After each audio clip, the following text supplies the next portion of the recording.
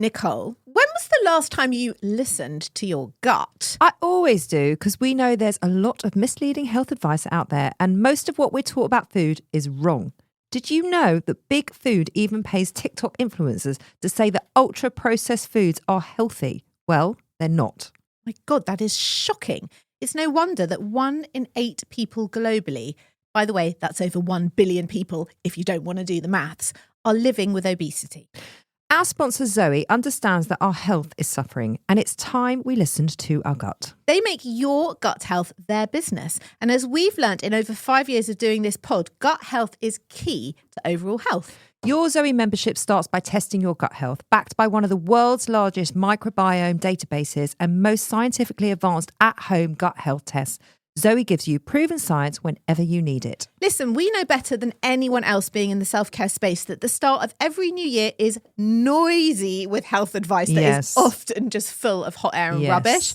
But Zoe is the solution that you can trust. Zoe is the science and nutrition company leading a movement to transform the health of millions, and Zoe membership has been proven by a randomized controlled trial, giving you the solutions to listen to your gut, make smarter food choices, and change your health for life. Go to Zoe.com and find out what Zoe membership could do for you. And because you listen to Self-Care Club, you can use the exclusive code SELFCARE10 to get 10% off membership.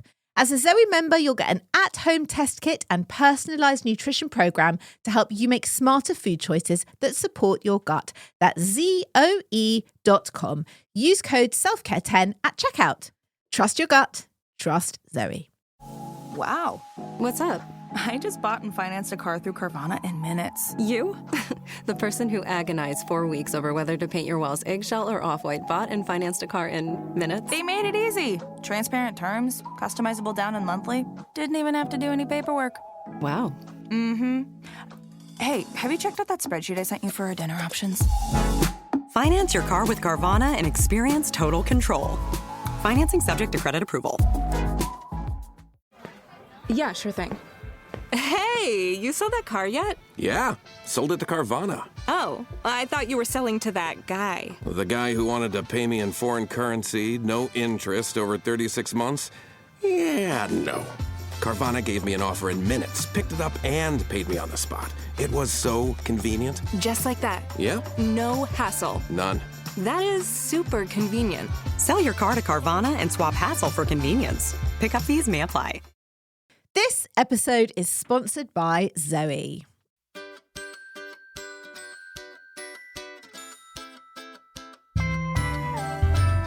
Hello everybody, I'm Nicole Goodman. And I'm Lauren Mishkon, and welcome to Self-Care Club. Today we are talking about something that all of us feel, very few of us actually want to talk about. Or rage. Rage. Or like very few of us actually experience even. Do you think? Yeah. You think very few people experience rage? Yeah. I think everyone has at some point in their life experienced a feeling At some of rage. point, but I think a lot of people don't know how to access their rage. Do you? Yes, I do. Interesting. Rage, you know, that bubbling, red hot, I'm going to lose my mind. The red mist, feeling. I call it. Yes. When the red mist comes down. It can be traffic. It can be customer service hotlines, husbands. Hormones. Yes. James. Yes. When I make dinner and then I have to call my children down 27 times. Or when I ask my daughter to clear up and she promises and swears blind she's going to clear up, and then I do actually clear up for her, and I say, look, I've just left the colander in the sink. Could you just clear that up? And she goes, what's the colander? I said, the big grey sieve. With the holes in. Yeah. Yeah. So you go, all right, Mum. Okay, I'll do it. All right. Oh, it's so annoying. And then I come downstairs and guess what? It's still in the sink. Yeah. Spash. Yeah.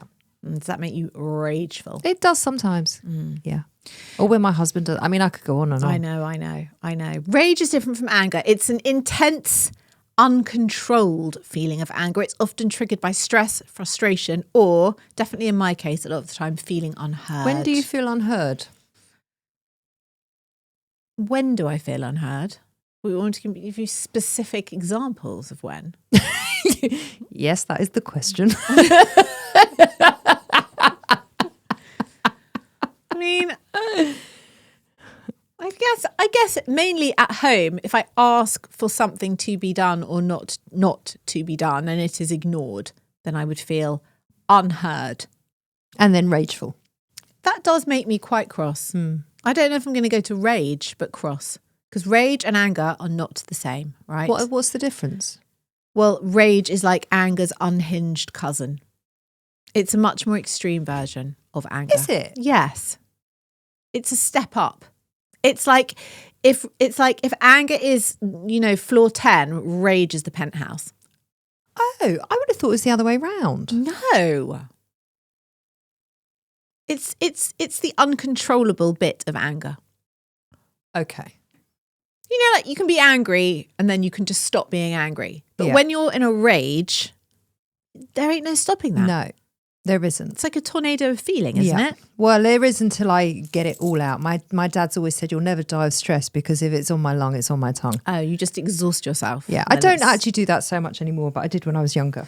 Well, it can manifest itself physically. You can get an increased heart rate. You can have a clenched jaw. You can have shaking hands. And it can also manifest emotionally because you can feel very out of control, very irrational, very explosive.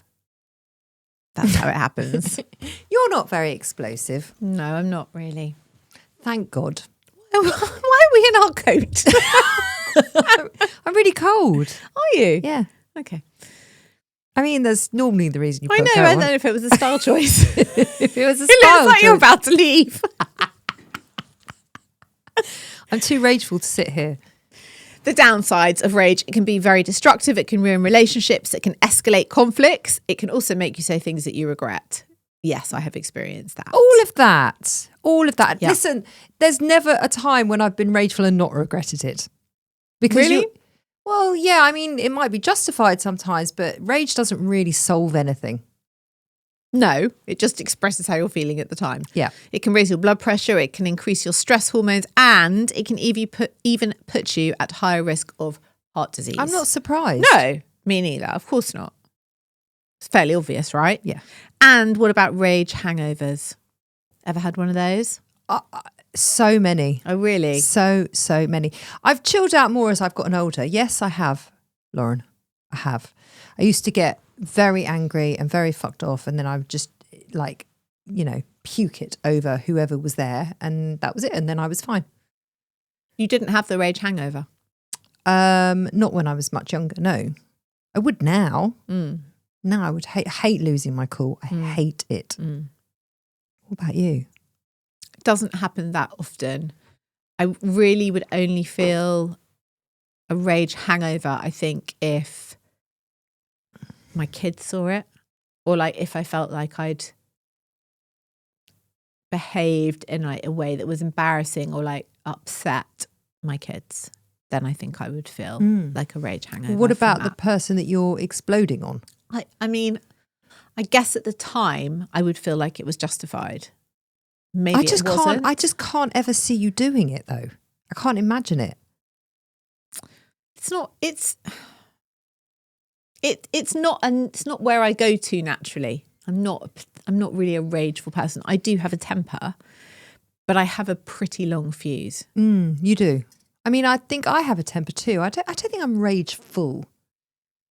I mean, listen, there are points. My family can push me to rageful moments. That's about it. I mean, my immediate family, my kids and my husband, they're really the only people that I can get rageful around. I mean, I don't even know if this is like an appropriate thing to feel or say, but it's also like they're the only people who maybe it's appropriate to do that with, although it's not, of course, appropriate, but it feels like it's appropriate. Do you know what I mean? Well, it's a bit more unconditional, isn't it? Yeah. Although, Yeah. of course, it's not okay. But it seems unrealistic that most normal, balanced people would do that outside of their home situation. Listen, Do you know what I mean? before I was before I was balanced on my HRT, my rage was spilling out all over the place. But it was a marker that I wasn't okay. It was it was one of my symptoms where I thought, why am I so angry about this? Your fuse was very, very short. Yeah, I had no fuse. No. Everything was an annoyance, an irritation, and then it would go into like if someone hadn't washed up the colander, for example, that would send me into a flying rage. Whereas this morning it was like, oh, for fuck's sake. But it doesn't go beyond that. But the rage would have been, I told her last night and she ignored me and she did this. And it would just be so unnecessary. And it felt very real. But did you experience it in real time? As in, did you feel like that and in the moment feel like I am enraged? I think after I was getting enraged a lot, it was like, why am I feeling like this a lot? And then Adam would say, oh my God, calm down. This is not something to get so upset about. And then I would like step away and take a moment and think, yeah, I think my hormones are off. Because it's not, I can get annoyed and I can get upset and I can get fucked off quite quickly, but I don't get rageful. It's very extreme. Yeah. Like you said. It is extreme. It can also be quite a powerful motivator. You know, it can make you make changes. You could get so kind of rageful about something. You can leave a toxic relationship. You can stand up for yourself at work. It feels very strengthening. You can get sometimes, stuff done, doesn't it? Yeah. Right? Yeah. And also, I think sometimes it can be a bit of a protective mechanism. It can signal when your boundaries are being crossed. Like that's why you're feeling like that, because it's just not okay, whatever it is that's going on. And some of the world's greatest leaders were only fueled by righteous rage. So it can be like a force for good in some cases. Can be. It can be. I'm not saying it is, but it can be, right? It's a fine line. Yeah. And what causes it? Hormones, perimenopause, PMT. I am definitely at my most short-tempered. I would say if I'm ever going to verge on rage, it's during that week. My fuse is short. Yeah, your fuse is short. I can get quite grumpy. Yes, you're snappier. Yeah, but it's more grumpy than rageful. I can get a little bit rageful in the car. You can get rageful with Ollie, but only Ollie. Yeah. Only Ollie. I don't really see it, but you tell me after sometimes when you've ripped him a new one. Yeah.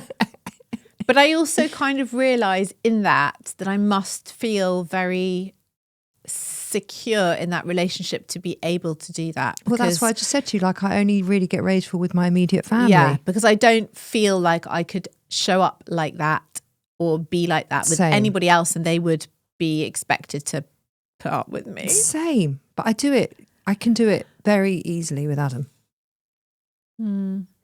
But does he do it with you? No. I mean, he also has a short fuse, especially when he's very stressed or he's not sleeping very well. Obviously, his fuse is a lot shorter, but he never gets rageful, ever. The most rageful he gets is he calls me by my name. Oh, that's a killer. Because he never calls me Nicole, ever. No, Ollie never calls me Lauren, ever, unless he's introducing me to someone, a stranger. Different. Yeah. Or if he's talking about me on the phone to somebody. Yeah. And whenever he has called me Nicole in the past, Daisy's cried. Oh no! Because it's that bad. Yeah. It means I have really crossed the line. Yeah. But the thing is actually the same. I never call him Ollie. I mean, would have to be furious calling him by his name. Isn't that weird? Yeah, it's so funny. Marriage is so weird. Isn't it? It really is. It's his own little private entity, isn't it? It's its own anomaly. Stress obviously can make you rageful, feeling unheard or disrespected, being dismissed or ignored. That's a trigger for me. Being ignored. That is like a red rag to a bull to me. And also, like on the dating scene, because I've got a few single friends and you know, they do tell me these stories and like the ghosting thing, which seems to be a very common part of the dating culture. I would not and could not ever tolerate that because being ignored is like the worst thing you can do to me. But there's nothing you can do about it. That's the point of ghosting. They're gone. I know. So you can rage about it as much as you like, but they're gone. That would be terrible. Yeah, I wouldn't be able to cope with that at all. Sleep deprivation, that can make you very rageful. Yeah, I mean, any of these things can bring on rage, can't they? Being stressed, overworked, and tired. And triggers from the past. Hungry. Like, oh, yeah. Do you ever get hangry? I do notice, I mean, I do tend to kind of eat regular meals, but I do notice if I've had a really busy day and then I'm a little bit grumpy in the afternoon, I'm like, oh, I think I just need to eat. Yeah. Then you find your balance. The kid, I mean, especially with boys, it is so obvious, it's almost funny. Like you watch them get hungry and how their mood just dips and dips and dips. And I mean, I've noticed this since they were tiny, and I've always said to Ollie, feed him. They need food. Like they're like dinosaurs. And as soon as you feed them, they're fine. It's really funny. Lily Rose is a different person when she's hungry to when she's fed. Different person.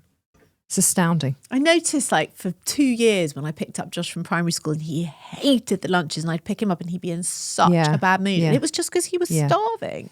Well, Lily Rose doesn't really eat at school, so she often comes home, Very normal. And I have to make sure the food is there as she walks through the door. Yeah. It's very, very normal for kids as well. Yeah. Have you ever lost your temper in public? I'm sure I have. Nothing is, oh yes, I have. My friend and I'm going back years ago. Funnily enough, I'm seeing her tonight, and we had a screaming row. There were like 12 of us for dinner, having dinner, and it was in the middle of Camden High Street, and her and I just got into this blazing row in front of everybody. I can't remember what it was about now. And we were like in our 20s. I mean, we were really young. And that was just the next day, it was just full of regret. It was a nightmare. What about you? I did once have a row with Ollie. Well, he wasn't rowing with me, but I had a massive go at him at a breakfast buffet in a hotel. James is laughing. He'd done something like, I can't remember what it was, but it had obviously annoyed me and we hadn't spoken about it.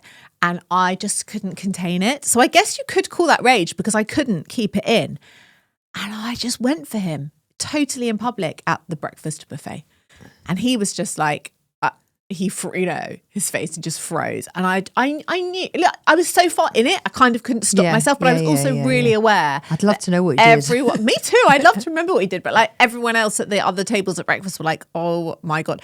And when that happens and you see it, you can't not look at it because it's so like you're totally seduced by it. Yeah, I did do that.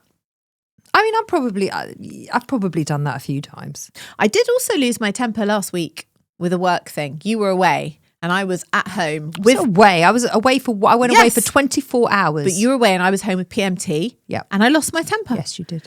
And the thing, you really did lose your temper. I really did. And I mean, I felt like that fuse was fucking meters and meters long, and I had reached the end and it sparked, and that was it. I was off. And the thing was, it was quite motivating and it did get shit done. It really did. Like it really did. I mean, you threatened legal action and everything. Like you really fucking went for it. Didn't you? I feel like I'm quite tolerant. I have a little bit of patience, not very much, and a long fuse. But once I reach the end of it, that's it. Done. There's no stopping me. And I actually rang someone up and said, I am done with this now. I have reached the end of my rope. And just let rip. But, it was motivating. It did get things going. But what was interesting is when we first started to work together, I was more of the person that would lose my temper over you, for sure. And I would get really upset about things, and I would sort of lose my temper with whoever it was. And you would find it really difficult. Yeah. It happened really once difficult. or twice. It didn't happen like it was happening every day.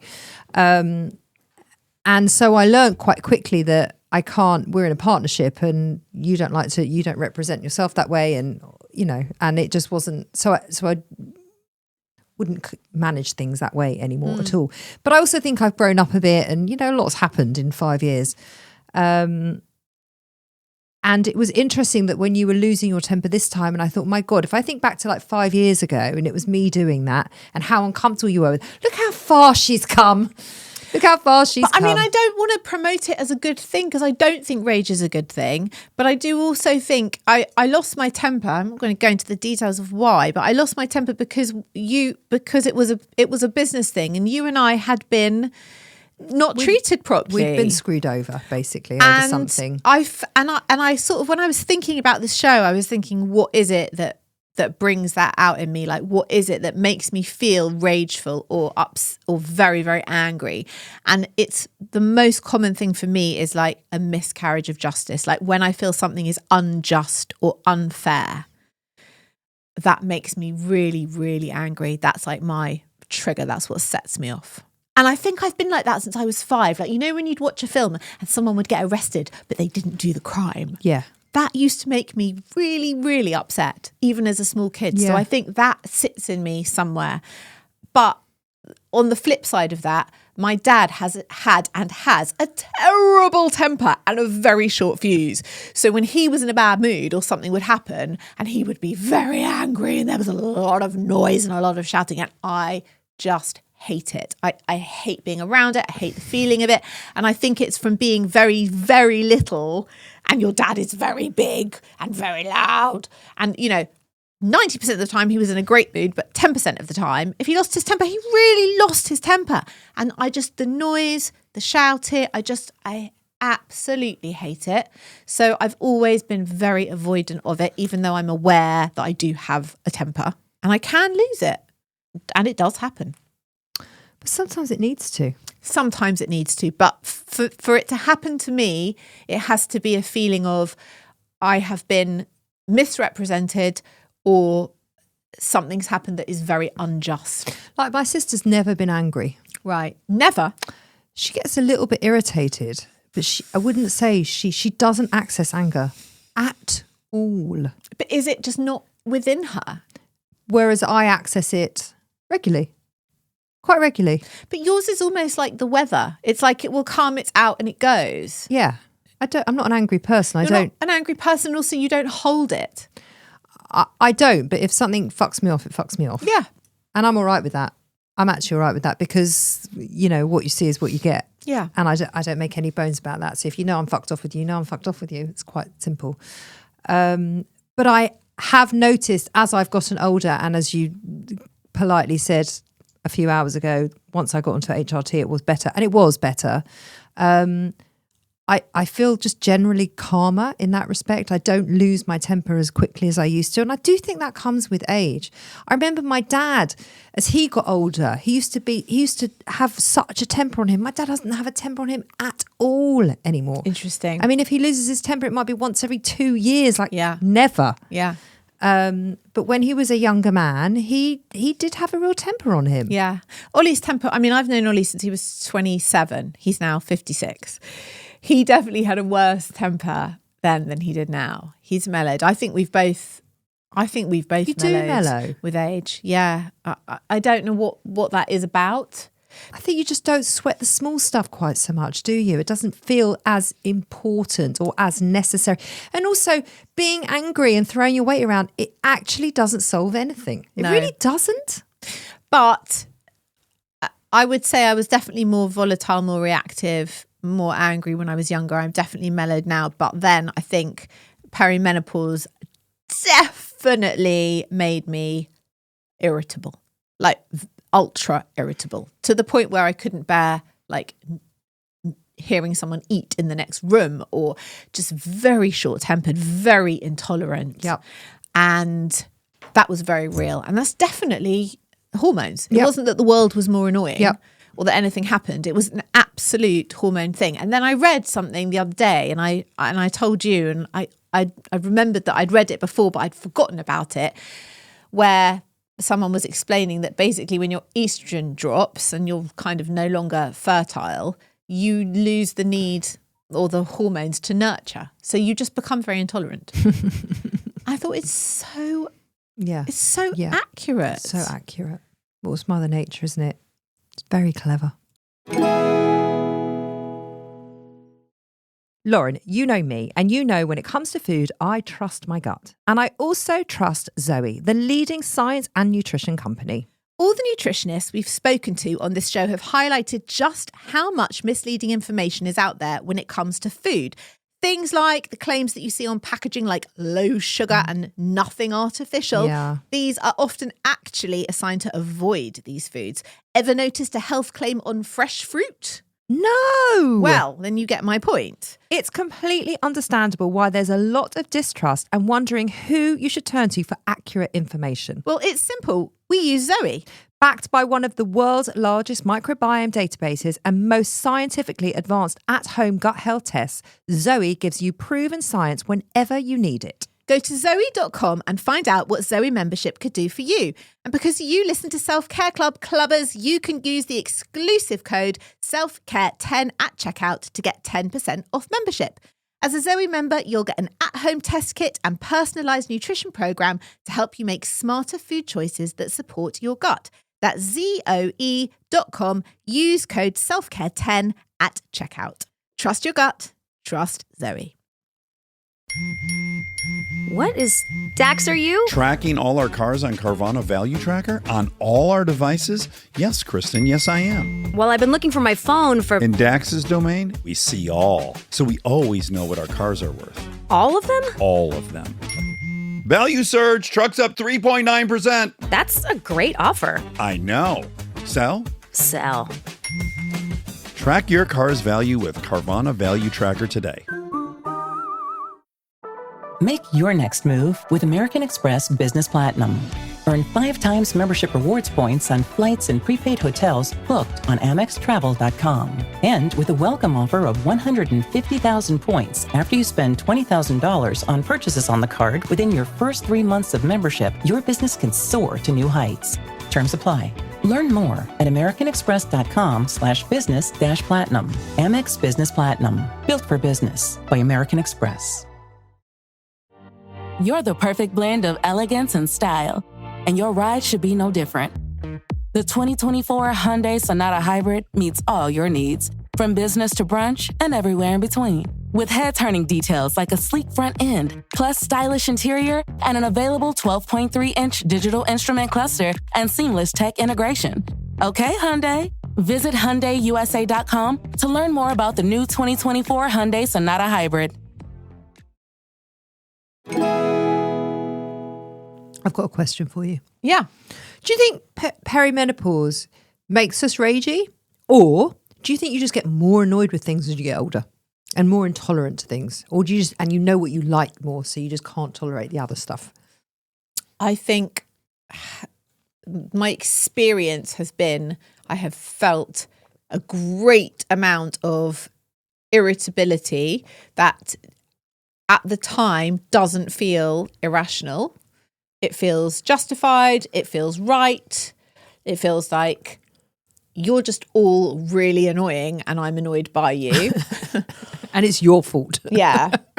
And it's definitely everyone else's fault. It's nothing to do with me being or feeling less tolerant. But I now know that is not true.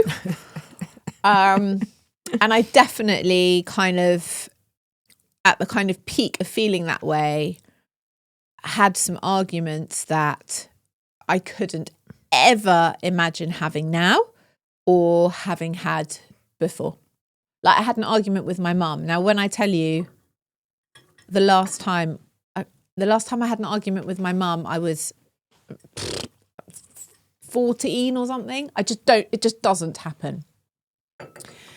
And I really was angry. I really was rageful to the point where the kids could hear me 2 floors down. And that's just not like me. It isn't like you. At all. And I kind of, in the moment, it felt completely justified and fine. I had a terrible rage hangover from that. Terrible. I felt shocking all day, like physically shocking, emotionally shocking. Like I felt drained, awful, terrible. And it was definitely caused by perimenopause, definitely. Because if you'd had that same conversation now, you just wouldn't react in the same way. No way. I was like, I lit up like a torch. Yeah. I mean, it was like you struck a match under me. Mm. And it's a very real feeling. And I kind of understand why lots of women going through perimenopause become rageful, fed up with their husbands, want to leave, want a divorce, want to blow the world up, want to blow their lives up, because it does feel like that. But I do also agree with you that you do reach a point in life where you know who you are, you know what you want, you know what you don't want, and you also know what you're willing to tolerate and you're willing to allow. And I think your boundaries go up and you feel more confident in yourself, and you're maybe able to voice those things that before you might have just sucked up. So I think it's a bit of both. Yeah, both are coexisting here. Yeah. Yeah. Listen, there is no doubt about it that I respond to things in a much healthier way with HRT than I do without. And rage was a definite symptom, as I said. But I've always been someone that's able to access my, I don't want to call it anger, access my frustration, or if something is irritating me, I've always been able to just voice it, say it, feel it. I'm not afraid of it. It doesn't scare me or worry me, and I think people do get quite scared of rage and anger. I do. I'm one of those people. Yeah, as if it's a really negative emotion. It's just another emotion. It's not negative or positive. It's just another way to feel. And I think it's a huge part of the human experience. And there are moments in those anger, like you said, it is very activating and it has moved things forward for me. There's been jobs that I've left through anger, and they've been the right decisions, by the way. And I know that when I'm feeling angry about something, then something is not sitting right with me. It is an indicator that something is off. And I use that. It's information. It's valid information. Rather than pushing it down because women aren't supposed to be angry, I don't think that's helpful.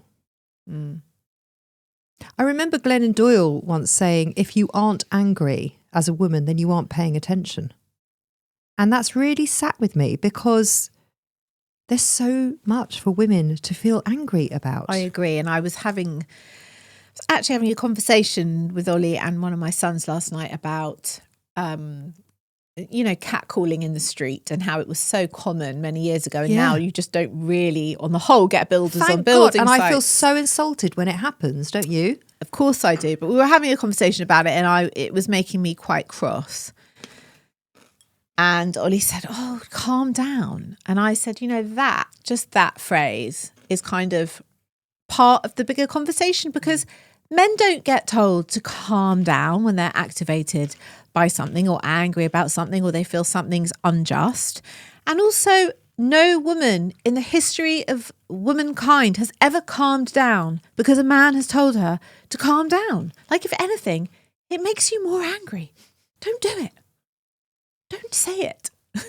But there's so much unjust in the female world. There's the gender health gap, gender pay gap, the domestic gap. There's I could go on and on and on in all the ways that women have to suck it up. And then when you bring it up or you have one of these conversations, there's always someone, and often it's women too, it's not just men, that are saying, oh, for God's sake, let it go, or stop getting on your high horse, or what are you getting so upset about? It's like, well, it's the people that got really upset about it of what the reasons that we can now vote. If women aren't getting angry, then very necessary changes are not being made. And there's still so far to go. When we did that menopause miniseries and the information that was coming at us about the medical misogyny, it was astounding. I didn't know to the extent of how much it exists in the medical world. And we've talked about that many times on the show. So her point, Glennon Doyle's point of, if you are not angry, you are not paying attention. There are women in the States that are not allowed to have an abortion if they are impregnated. It is their fucking bodies. They should be able to do what they please. And why is there a group of men that think that it is appropriate to tell them what and how they do with their own bodies is disgraceful. It is. So if you are not angry, you are not paying attention. It's as simple as that. There are some things you should be angry about, and that is definitely up there for me, for sure. Right. Yeah. But when you bring that up at, say, the dinner table, or when you're socializing, or when one of these conversations comes up, people don't want to hear it. They don't want to see displayed anger. They can't cope with it. They don't know what to do with it. It's not very socially acceptable and it's not very palatable. And also, like, where do you go with it? Because if you rise to someone else's rage or in an argument, if you ignore it, it's awkward. So it's hard. It's a hard place to go with someone, you know? I've said this before, but my husband and his best friend, they have this amazing ability to have a very intense conversation, and they can get really riled up by each other. They have very different political views. They disagree on a lot of political issues that are going on in the world, and they just come at loggerheads. And so they have these very activated conversations where I wouldn't say it's rageful or angry, but it is loud, and they can irritate each other and they can strongly disagree with each other. And then it's just done. And then it's just done. But if I sat there having that conversation with his wife in the same manner, it would be, look, we don't interact that way or communicate that way. But let's say we did. It would feel very different. And I think it would be received very badly. Whereas when they do it, it's very acceptable. We're also used to it. But that's also just their dynamic. It is their dynamic. But if you were sat there and you don't know their dynamic, you would kind of take it at face value for what it was and it would be done. But if two women are doing that, it's received differently. Well, we're just naturally less aggressive in that way, I think. Well, are we less aggressive, or are we encouraged to be less aggressive? Both. Well, which is it? We're never going to know. Are we socialised to be less aggressive? Yes, we are, but I think naturally we also are because we have less testosterone in our bodies. Not anymore. Have you ever had the opposite? Have you ever had like a delayed reaction? So you're completely calm in the moment and then hours later you're furious, or you realise you feel furious, or you should have been furious? Yes. I don't know about furious, but things have happened and I'm not very good in the moment. So if someone says something rude to me in the moment, I can be quite taken aback, but I would then let it go because I don't want a confrontation and I don't want to. And then I will think about it afterwards, and then it will really sit so badly with me. I don't think I would get furious, but it would definitely not sit well. You? Yeah, because I'm quite conflict avoidant on the whole. So I would suck it up at the time and then go home and feel absolutely boiling angry. And like, I should have done that. I should have said that. Why didn't I say that? And, and kind of berate myself for not having spoken up at the time. Has there been times now when you look back where you have disappointed yourself and you wish you'd spoken up? Yeah, for sure. In my old job, when I was treated really badly, and I remember coming back from lunch and kind of standing outside the door and listening to them talking about me and thinking, I think I'm just not going to go back in. I think I'm just going to go home and hand in my notice or go in and say something. And I didn't. I went in, I did my work, I sat down for the afternoon, and then I went home and was really, really upset and angry about it. Horrible. But I was very young and I didn't have the confidence to have those conversations with people who were in their 40s at the time. I still don't know what I would say. As a 40-year-old woman, if I walked in on someone talking about me and not being very kind, I don't know how I would handle that. I wouldn't have handled it now as I handled it then. I was very passive in it, but I think that was also being very young and not really knowing how to deal with those sorts of situations. It's hard. There's something that happened with us. I actually wrote about it in the book. And it was a partnership that you and I were involved in. And he phoned me up one day and gave me a telling off about something that was none of his business to tell me off about. And I said sorry. And I diffused the whole situation very quickly because I just wanted it to go away. And again, you and I hadn't even been working together a year, so we were figuring out how each other work. And I didn't want to say something that you wouldn't have liked. There was so much in it, and I think about it more than I should. And now, if that happened, I would say, you know what, you don't get. I wouldn't have gone off and got rageful, but I wish I'd said, something along the lines of, this is not your place to school me on this. So I'm just going to put the phone down and we're going to pretend this conversation never happened because this is not appropriate. Just put a boundary in place. Yeah. And I wish I'd done that. Yeah. But you learn, don't you? You learn, and with age, this stuff becomes easier. Yeah. But when I'm caught off the back foot, I'm no good like that. No, me neither. It's I find that really hard. So do I. And it's not my instinct to go immediately to anger. I know when anger's coming because I can feel it in my body.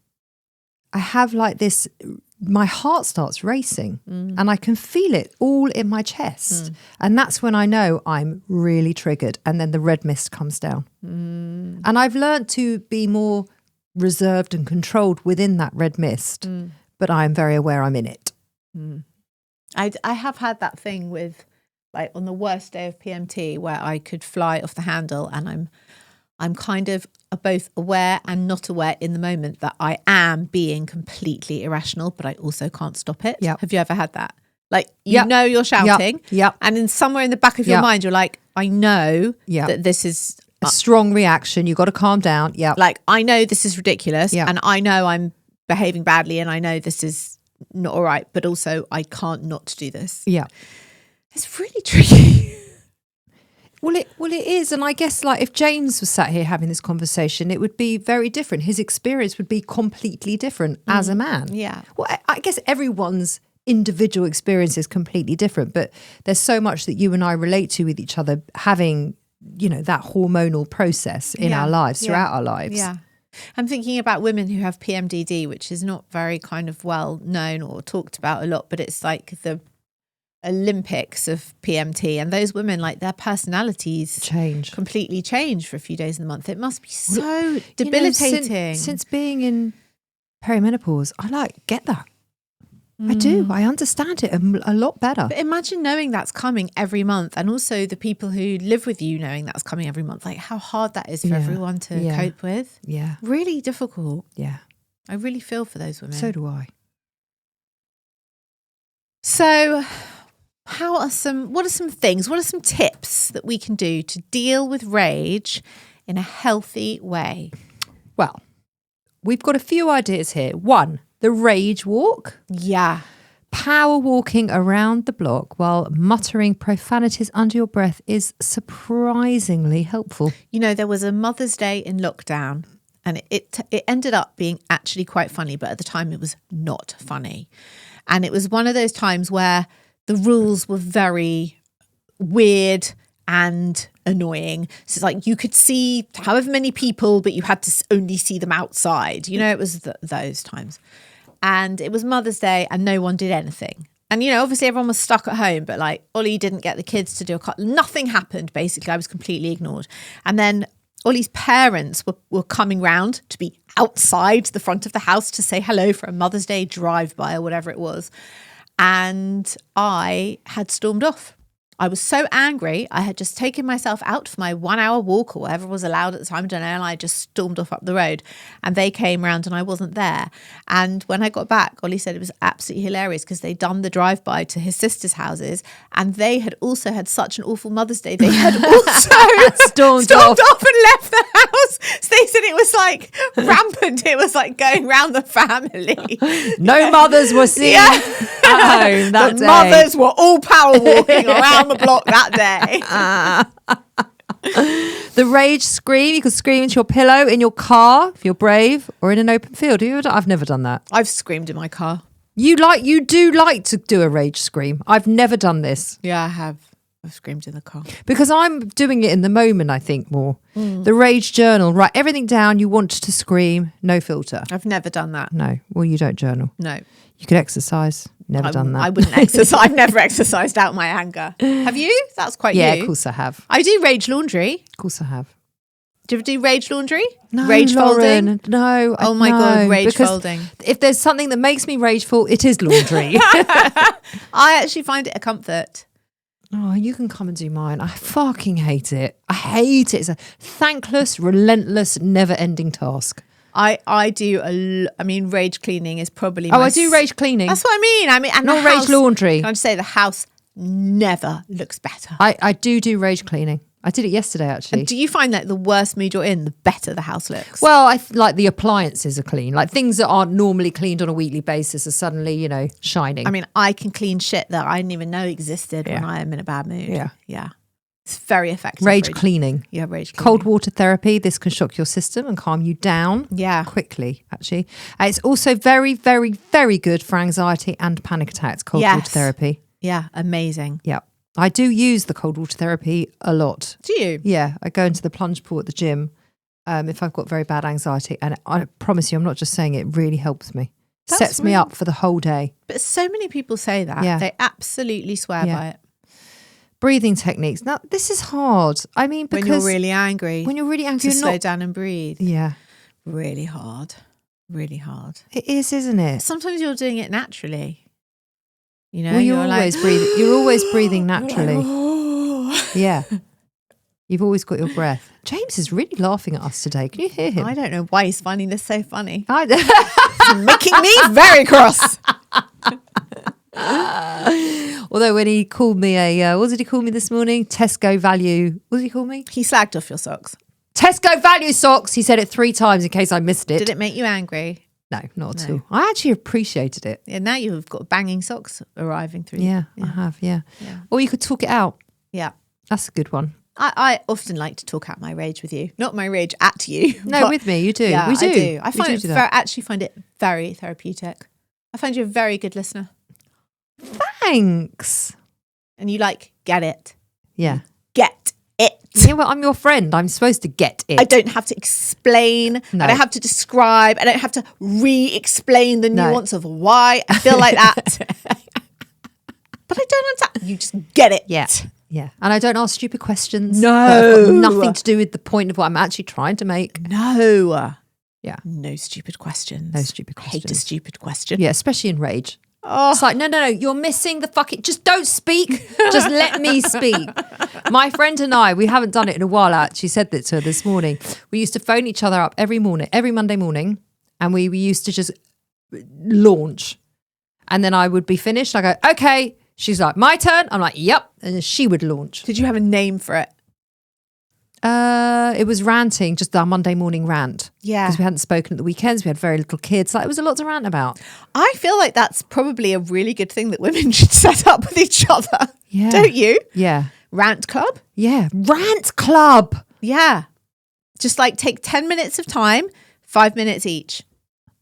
Or well, they say it takes 8 minutes for someone to not feel lonely. Really? No, 7 minutes. 7 minutes or 8 minutes? I think it's 7 or 8 minutes. So let's say it's 7 minutes. Like if someone is feeling really desperate and really lonely, all they need is 7 minutes of time to feel connected again. Oh, yeah, that's nice. So you can get your 7 minutes. So it's a 14-minute conversation. Okay. I mean, I feel like I have that on tap with you, so it's You do. It's fine. You do, but not everybody does. So if they do, so maybe we should set that up. Rant club. Rant club. We should set up a phone line. 14-minute rant club. Yeah. I think that's all very helpful. Rage walk, rage scream, rage journal, exercise, cold water therapy, breathing techniques, and talking it out. So the things that you can do on your own and the things that you can talk it out with a friend. But also, you know what? After everything is said and done, I think feel the rage, experience the rage, ask the rage what it's trying to teach you, because it is. It's here for a reason. It's not wrong. Don't make it wrong. You know, women do that a lot. But also be mindful about who and how you're raging. Who are you raging at? But if you're raging at the same person every time, then perhaps there's something amiss in that relationship. It might not just be about your rage. It might be because you're being disrespected, or you're not being heard, or then you're feeling there's something. Or your boundaries being crossed. Yeah. But you know what did we say about that? If your boundaries are being crossed, you're the one crossing them. That's the one. That's the one. Okay. That's our week. Yeah, that's our week. I hope I don't feel rageful this week. I won't, because I'm day Mid-cycle. 5 of my cycle, so Yeah. I'm feeling fine now. Yeah. And you? Well, I've got this weird never-ending period, so. Oh, okay. Better than not having it though, eh? Oh, you know what it is? It actually is. I was so happy when I got it. I felt so smug. Yeah, because it's like the A dam. flex. It's like a dam. It's a It's flex. building up, and you're like, No, just- it wasn't a dam. No, No, just no. no. What I mean is the feeling. It's like a Well, dam. I like- haven't had that feeling because it's just sort of like, oh, I'm going to show up today. No, I'm not. Oh, yes, no, I'm not. What a tease. Yeah, and then it's gone for a day, and then it's like, you know what? I fancy coming back. Love it. Thank you for listening. We'll be back next week. If you want to come over to our subscription, then please do. It's on Apple Podcasts, and you get all shows on Self Care Club and 40ish ad-free and early access. So come over to that. It's on Apple Podcasts. You'll see it there if you're listening on Apple right now. And we'll be back next week with a brand new episode. See you then.